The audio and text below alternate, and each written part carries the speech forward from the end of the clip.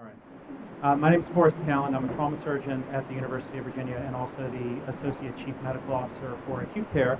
And I have the privilege of participating with and introducing this distinguished panel of speakers from this morning who will hopefully illuminate and amplify some of the points that were brought out by these incredibly informative presentations that we've experienced today. We do have one member on the panel who has not yet been introduced, and I want to take the opportunity to do that. I'd like to introduce all of you to Maxine Power.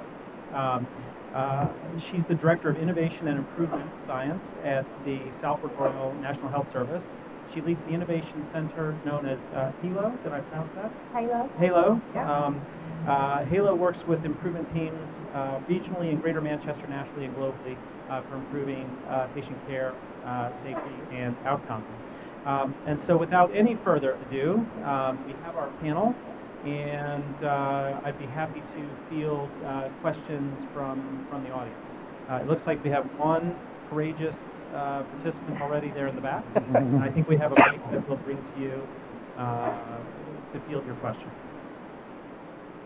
Hi, Dr. Romig had in his wheel, one of the radii was dignity and respect, and Dr. Brasovich, you had your patient and family discussions module on your chart, and no one talked about metrics related to these things. Is anyone doing this? Yes and no. I didn't have a lot of time to discuss, but we actually involved a number of different disciplines in the creation of Emerge. I think we can count 17, and among those, we actually brought in patient-family advocates as well as researchers and bioethics. And so one of the things that we determined as part of this research is, or as part of this project, that we wanted to try and involve this concept of respect and dignity. So the reason it's still grayed out in our model is we're still creating these metrics, but we're getting close. And this again is being done with a partnership with our bioethicists. So the answer is no. I don't have a metric for it yet, but it's in the works. And I would like to add what it's really difficult to capture a metric, especially in ICU environment, family satisfaction, because everybody is a crisis for family. And there are a couple tools exist, family satisfaction survey or so, but that's required some resources to capture because you need to approach family. It's a manual capture data rather than automatic. But we have work going. Thank you. I have a question for the panel. Maybe Dr. Power, we haven't heard from you yet today. Could you maybe tell us what you think, what did you take from this morning's presentations? What do you think were the most important messages that you heard? What are the implications for what all of us should be working on as we leave today? Sure. So thank you for that. Can you hear me okay? Yeah. So one of the opportunities that I've had over the last 3 to 4 years, I've headed up a program in England looking at how we do measure safety outcomes in particular, and I've been able to work with people across the globe, really, in particular Australia, New Zealand. I was just in Sweden. One of the things that I think is really interesting is that we I think, are naturally drawn to looking at the structure of our healthcare system to try to figure out whether that is the cause or the cure of our problems. And here you haven't got a single payer model, and I heard a lot about that this morning. And I think one of the things that's really interesting is that I work in health systems where there are single payer models, where there are multiple payer models, and interestingly, lots of the same challenges still exist, even in a single payer model. So that's the first thing that sort of struck me in the early. I think one of the panel members said the safest care that we can give is the care we don't need because we're well, and health is the goal, not health care. That feels like a really important message, and it's certainly one that we are tackling in the UK. And actually the citizen is the unit of interest now with the rise of digital media, not the patient. And I think we need to get much more upstream on our thinking. I don't think health can be delivered by healthcare providers alone. It requires the conditions to be set, but really the conditions are to do with the social determinants of health, and I think we've had conversations about that. So thinking about data and analytics, the question is how do we blend healthcare data with data from our population's activities? So I spend a lot of time in the UK with the police, the fire service, with housing, with the public health system, trying to understand how we're learning from one another. So learning organisations came out very strongly, and I think it's absolutely the future. Health and social care are intimate bed partners for us in the UK system. We realise that our healthcare system is unaffordable, and only by blending health and social care can we actually start to afford what we really need for the future, which is to keep people in their own homes, keep them enabled and well for longer.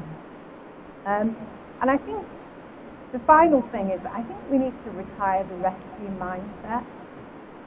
So wherever I go, I'm working with people who've been drawn into public service often because they want to do the right thing, and often that takes us to the crisis. And I think we have to get really interested in the mundane and in monitoring here and now and into the future so that we can prevent things from happening.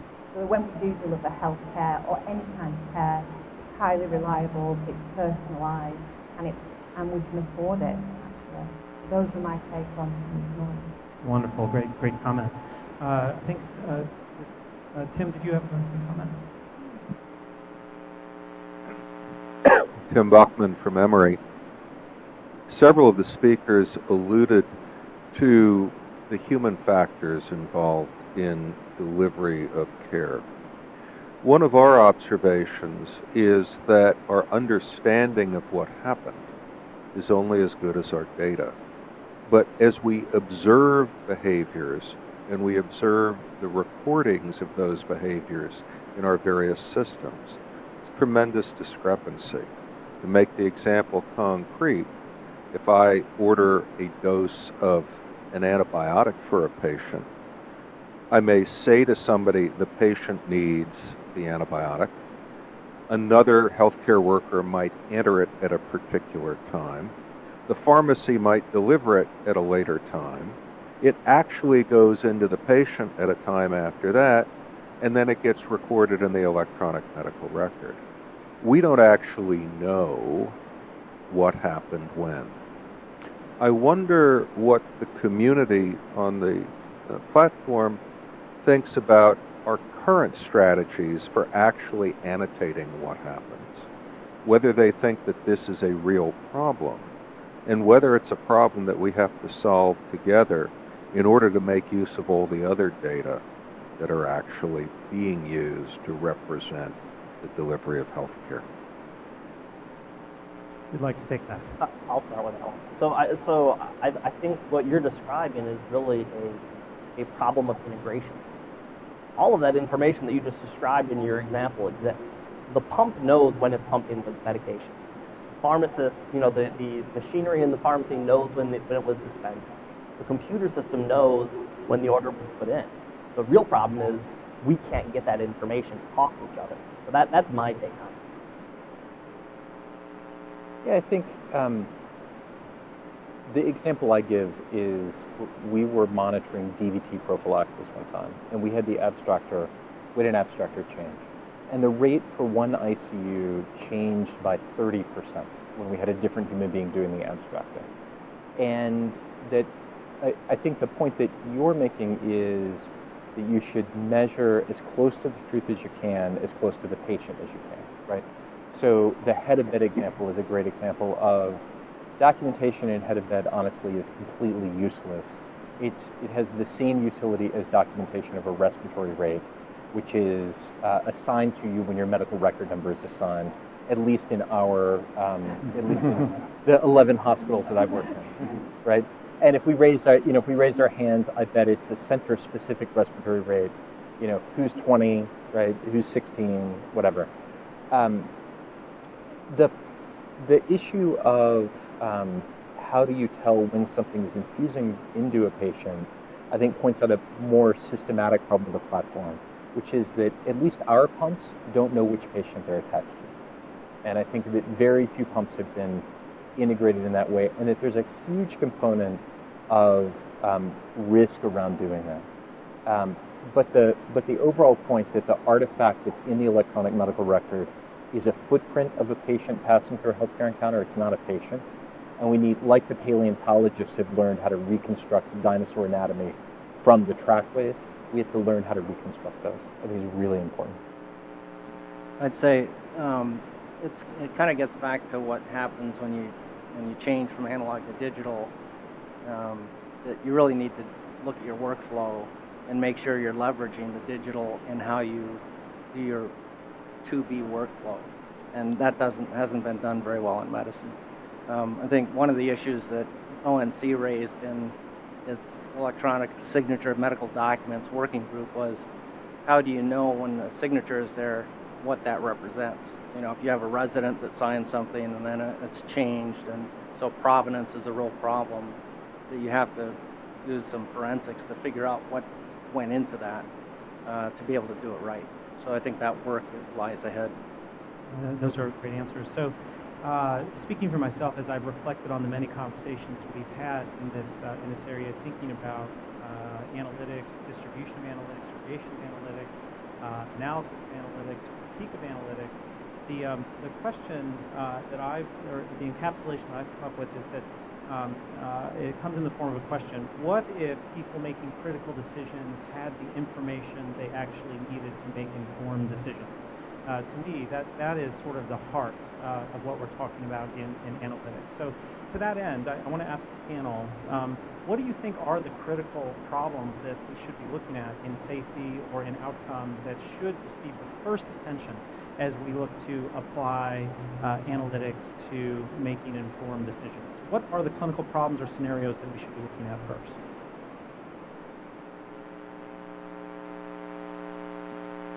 Should I first go at that? Why not? So it's interesting, how many intensive care doctors have we got on this stage? You kind of cardiologist. Yeah, you count. So we're in danger, I think, here of a bit of willful blindness. So we are all very interested in clinical analytics, and we are all like-minded, hence our attraction to this conference and this topic. I think one of the interesting things is this is still a minority sport in healthcare. This is not mainstream. So a big challenge for us is, how do we mainstream it? And actually, it's not going to get mainstreamed out of the intensive care, sorry. You can be at the vanguard, but in my view, the place we really need to focus is outside of hospitals. And that's where we think in England and other systems that I go to, we have the biggest potential issue, because we are moving care out of hospitals into people's homes and into other settings, and we know nothing about safety in those settings, and we know very little about outcomes in those settings because we're data poor right now. So that to me feels like a big challenge. Did you have a comment about that? I sensed a thought from you. I do. I completely agree that opportunity is in that white space outside of the walls, and I think you talked a little bit about the relatively limited time that an individual has with the functional official structures of healthcare. I think the reason why we naturally focus on intensive care in the hospital setting is that that's where the money is. And that, at least in America, I don't foresee a business case that's going to create a significant round of incentive to promote health until we realize those resources by reducing variation in these highly expensive areas. So, as a hospital administrator, bad word, I am a doctor, but a hospital administrator, I'm looking to recoup resources embedded in valueless things by using the kind of platforms described here today that can then be reallocated to the build-out of health. Yeah. But at least in America, correct me if I'm wrong, I don't see where that investment in health is going to come from unless we recoup it from the existing resources. Great answer. So we have a lot of governmental and international partners here. I think all of us are wondering, how are we going to advance the process of delivering analytics to the point where they're needed? I would beg of the panel, what do you think are the 3 take-home messages that our governmental and international partners need to hear today about the potential for analytics and how we need to be thinking about those in the coming days, weeks, months, and years? I'll start. I think it's building blocks. If you don't have an infrastructure, you can't have meaningful analytics. You just have data that's not contextual. So having an infrastructure that aggregates and delivers data that's meaningful to the user, that's as robust as it can be, is important. So I'll offer that as a starting point.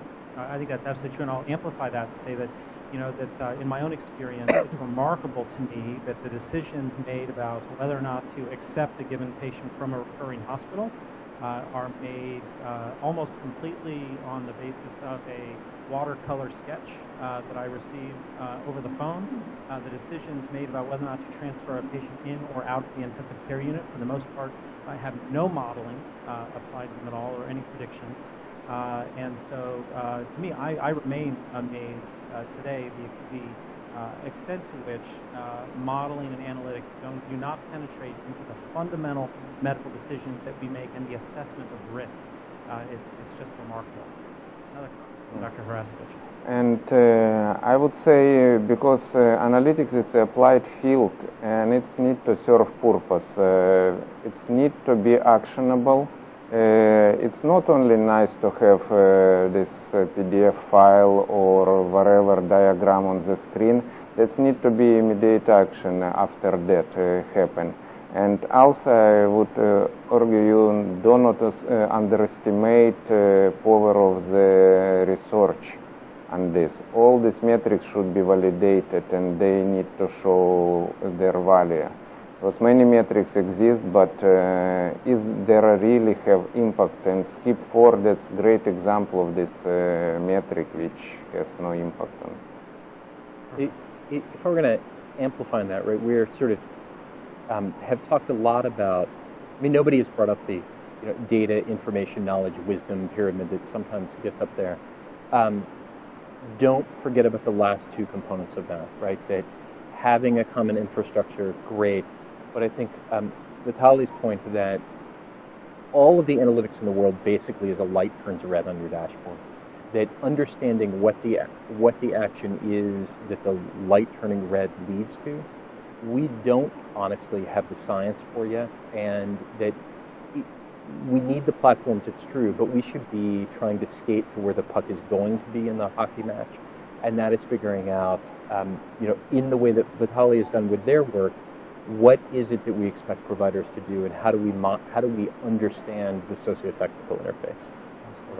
I would add something like decision. It's actually binary. It's a yes or no.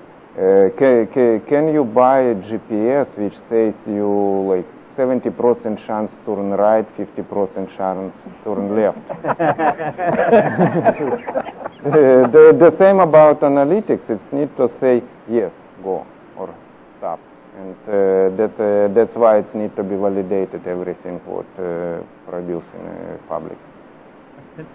Thank you. Carrying that further, because I think this is the theme, and that is that getting the data and putting it in one spot and actually saying something is only one part of the entire pyramid.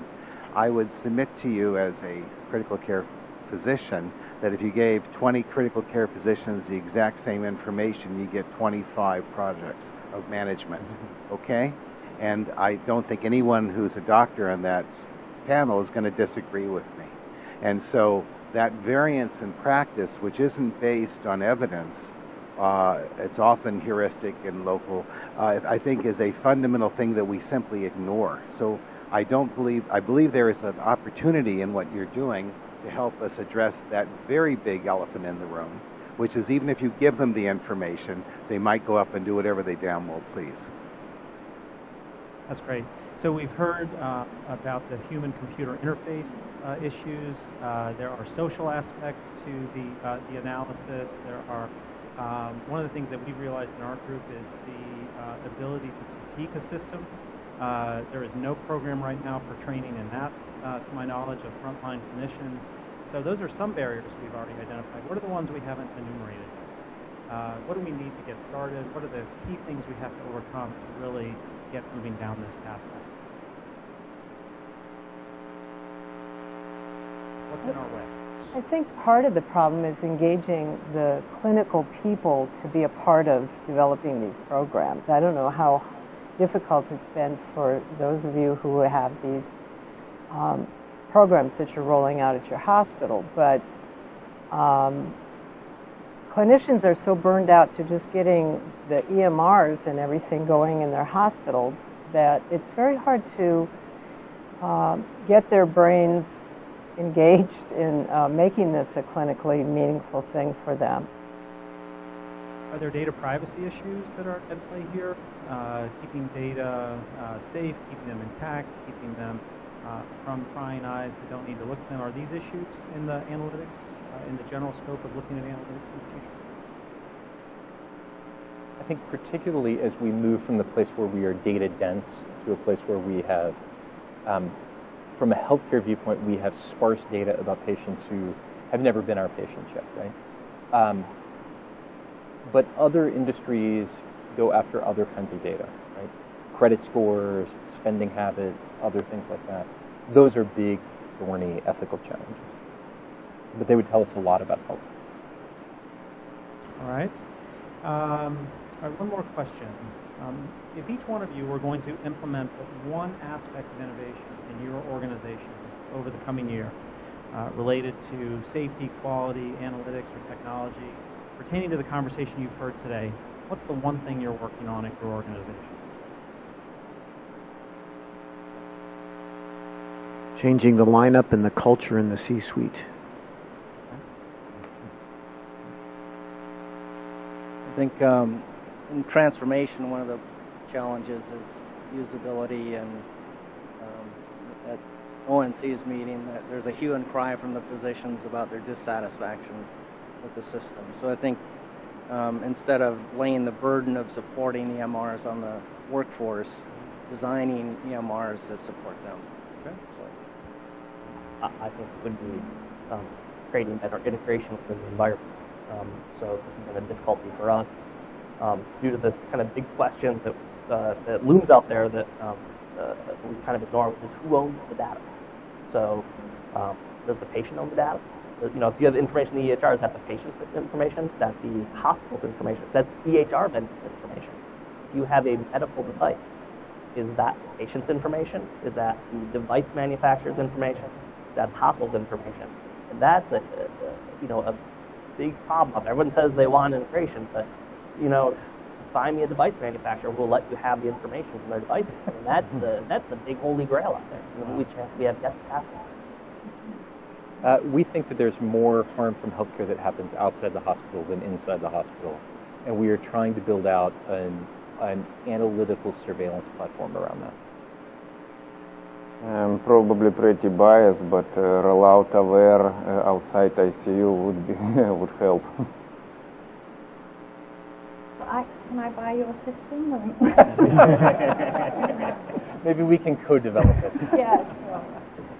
So I was going to say something, but now we're going to buy it. No. It comes with bunnies and unicorns. Okay. So in my organisation, our big challenge is opening up the EMR to patients so that we can start to interact with them in a much more meaningful way. And I know there's lots of organisations in the US that have been doing that for some time for booking and consultations and conversations. We're going to try and get a little bit ahead and perhaps pair that with some remote monitoring devices which would give us some more information about activity, some of which will be automated, some of which will be input by patients. And so opening up a dialogue through technology with our population, I think, is where we need to go to do both prevention and manage chronic disease, which are our two big challenges. And just following up on that, I think that we don't measure patients and their support systems and their families and what works and what doesn't. And we don't know anything about those metrics or models, but we've got to get them involved more in their care and to keep them out of the hospital and to prevent illness and injury. I think we absolutely need to come back to this question about, as several of you commented on the fact that we're perhaps the greatest potential burden of benefit from what we work on might be outside of the hospital, and inevitably for anybody who's spent any time thinking about this means that we probably need more than a smartphone to go home with the patient, that there are going to have to be some adaptive devices that go with the patient that help us listen, hear, measure, sense exactly what's going on with the patient. I think we need to talk about that. But before we get to that, I want to ask one question. I came up to, I think it was Dr. Salzman, midway through out there in the break, and I said, you spoke about the idea that we've created often a wizard system that requires the magic input of the attending physician in order to make decisions, to advance care, and that sort of thing. And one of the things that I noted an absence of in today's conversation that Dr. Drew, I think, just partially brought up is this idea about where does the patient and their family fit into all this? How do we use potentially analytics to engage our patients in their own decision making? How do we, if we're having our own trouble critiquing our systems and interpreting them and knowing when the results represent true positives, how do we engage our patients in this in a safe and responsible way? To look at their own plots of scores, et cetera, and help us take care of them.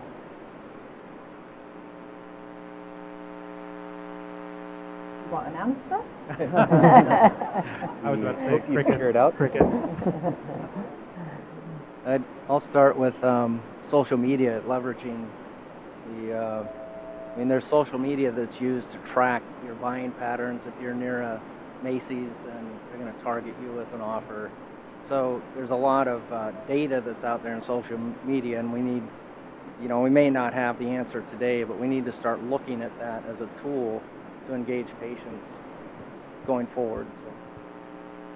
One of the surprising things that's happened at our own shop is we have plots displayed in our newborn intensive care unit that look at the risk of neonatal sepsis developing over the next 24 hours. And we talk a lot about the idea that perhaps one of the most transformational conversations is when the patient's family notices a rising risk score and engages the team in the discussion of what does that mean? Is that something we should be worried about? So that's the context of the conversation that I'm bringing to you today. I think we had a question. Hi. Good morning. So my name is Maxime Canesson. I'm from UC Irvine in California.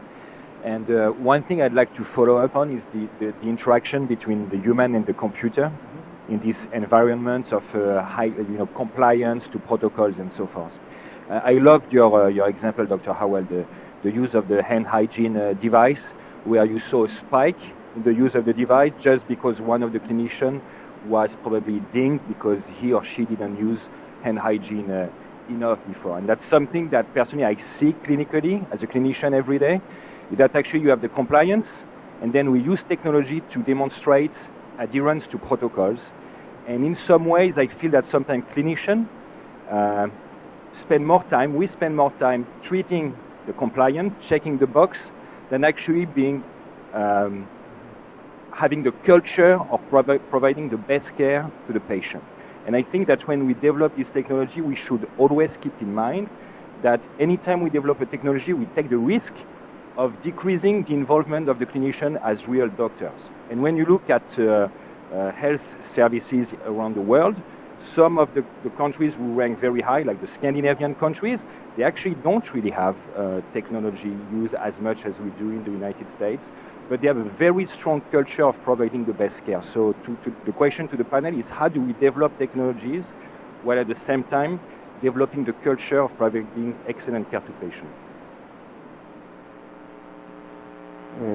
Technology actually need to pay back to clinicians. It need to serve purpose, and if you give technology what actually help clinician to make their job quite little bit easier. Don't ask anything to like just another checkbox, just another click. That will work well. But of course, yeah, implementation science, it's a whole area which big, and we all try to learn as we are going how to best implement these systems. our own experience in this area was that recently we simulated our sepsis response with internal medicine residents and had them in a simulated scenario actually take care of an active patient with purported sepsis. And the most surprising result that came out of it was when the residents were debriefed afterwards about their simulation. They said, you know, what was really uncomfortable about it was that we felt like we were at the bedside way too long. Right, which is a little amazing, right?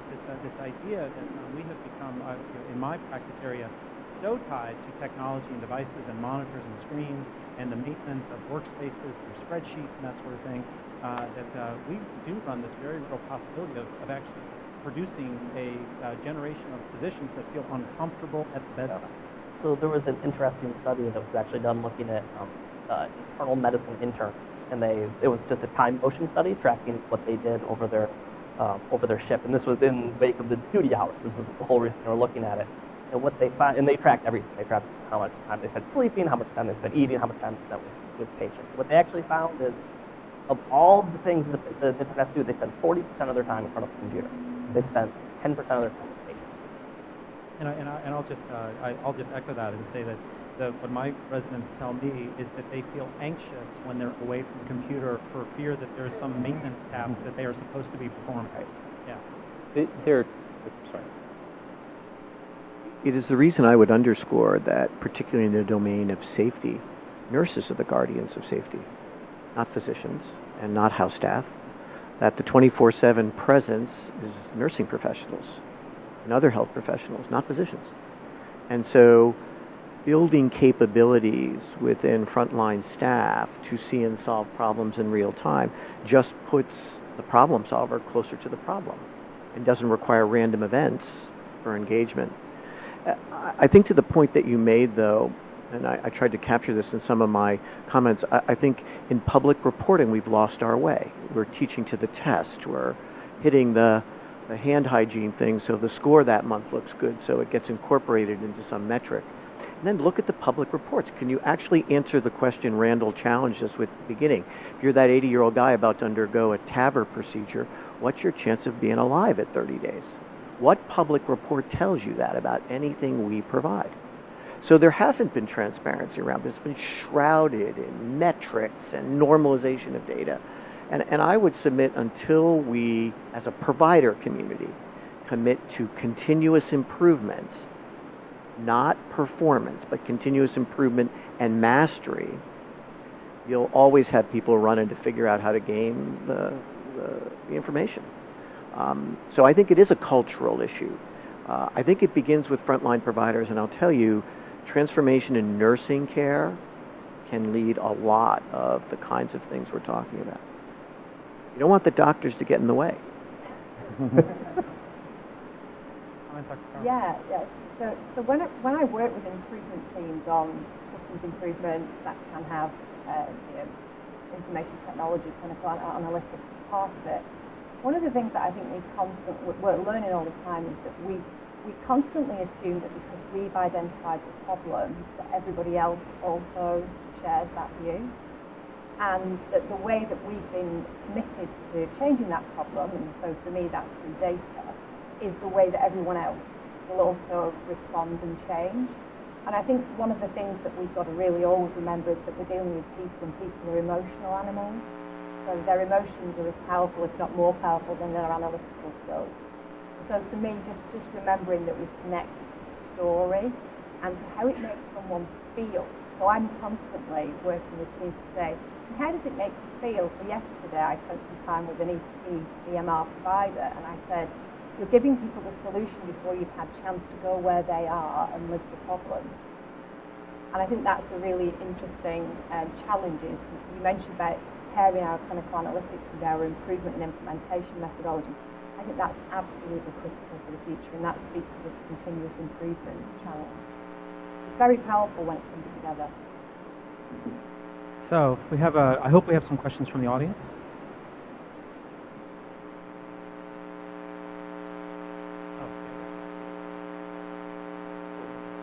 Thank you. Tom Larry with HIMSS. And one observation is to tie in what the moderator was saying with the engaging the patient in hey, these are the numbers you should be paying attention to with the frontline nursing staff. That's going to help me as the patient who's now got 3 portals, who's trying to figure out of all the 3 which one is the most important for me to pay attention to, and what does it mean when my cardiologist sends an email to me and says, hey, your results are in, okay, is it good, is it bad, do I need to take an action, that kind of thing. But then the question I've got is, as we heard from we heard from Kate earlier from CMS regarding better alignment of quality reporting, how is that going to help or hinder clinical analytics? I would presume that presumption is that it's going to help clinical analytics, but is more data better for answering some of those secondary and tertiary questions that you as informaticists want? We know that we're graded on at least 478 externally reported measures at the University of Chicago. We're able to track and then map back to various things that we have to deal with. And I suspect that I suspect we probably missed 500 that are there. So the current scale and scope of quality and safety reporting has honestly very little to do with the kind of analytics that I think that we're trying to talk about now, with the possible exception of some of the National Healthcare Safety Network hospital-acquired infections, which I think that the CDC has done a very good job of trying to make those more and more and more clinically relevant over time. But we have a whole shop to kind of measure those things and put out reports about them, but they are lagged, and they, as they become linked to revenue, they become decoupled to actual measurement of quality in many cases. Other people may violently disagree with that. I don't know. Mm-hmm. I was going to ask a very similar question to Tom's. So let me broaden that out just a little bit more. We're just a few hundred yards away from CMS, and the federal government is very interested in these topics. In general, which programs are helping you? Which programs are hurting you? What's the net impact of the federal government on what you're trying to do? I'd like to take that. Everybody feeling brave? While people are thinking, can I just reflect on it? Sort of speaks to your question, but so when I was doing my work and I was in the federal government in the UK, it was often a case of scale and complexity. So we knew that there were only a small number of things we could actually do, but hopefully they were enabling of others who deeper into the system would get more and more information, more and more closer in real time to where the care is being delivered. And I think somehow we almost need to articulate who can do what at what level in the system. And when all those things come together, it's a beautiful thing. When they start firing at different angles, it really is quite difficult. It creates a lot of chaos. I think in many ways, the fact that CMS and other agencies have paid such public attention to safety and to quality sets the conversation and actually opens up space for us. The relationship of the AHRQ patient safety indicator 04 to something meaningful in the real world, totally absent, right? But none of us would be working on readmissions, and there's real improvement that's happened on readmissions. Very few of us would be asking the question of, should we really have a medical oncology, patient-centered medical home without that leadership? And so, in my view, we're helped by the opening up of space. We are not helped, if I were going to say one thing I would love, it would be that every measure undergoes a formal cost-benefit analysis before it is turned into reality. I think many of them help. Thank you. I think many of them help, but some of them, I spend $100,000 a year on getting a measure. I'm not really able to improve actual care for real patients. And I can add, I have privilege to live and work in 2 different healthcare systems and compare all the time. But reality is, yes, if something validated, it's something, again, you should not underestimate power of the science. If something validated and improve something, it needs to be mandated and pushed through all this level of the accreditation or wherever it is happen. But it needs to be validated rather than just crowdsourcing. Last comment? Okay. As far as what's helpful and what's not helpful, I think what's helpful is, and CMS has been doing this, is being responsive to the impact of what they're doing. So moving from fee-for-service reimbursement to the value or outcomes-based reimbursement, that's a tangible move to support positive change. I think mandates, while they're good, if you don't enable people to do what you're telling them to do with Meaningful Use 1 and Meaningful Use 2, there are some barriers there, and the feedback kind of worked at getting ONC to take a more reflective stance on what they were doing, so they modified their mandates to be more realistic. I think that kind of interaction and responsiveness is critical. If you can't just mandate and then walk away and grade. You have to have that interaction and accountability to your mandate. So, last chance, burning desires out there? I'm going to add one thought for the federal government. Two things that would cost nothing, but I think would change the face of this conversation. Both involve regulation. The first is enable our access to the data. Use regulation to require manufacturers of devices to open access to the data in a standard format. Do not allow any contract to be written, any FDA approval to be given, unless and until the creator of the device makes the data transparently available. Item 2, work with us in helping to write regulations that are consistent with HIPAA, but do not inhibit our ability to access and analyze data in ways that will protect the patient's privacy, but at the same time not discourage the development of consistent representations and views of databases that we can all access. Neither of those things will increase the cost to the federal government. Both of those things would radically transform our ability to use data, make it into actionable information, and make better decisions. Bravo. Let me, I think we'll draw this panel session to a close. I'd like to say on behalf of the co-organizers for this session, MITRE Corporation, the University of Virginia, that we're deeply grateful to all of you for the thoughtful presentations that you made and your insightful comments. We thank our distinguished guests and visitors, and we will, I guess, reconvene for the presentation and panel part of today's activities after lunch.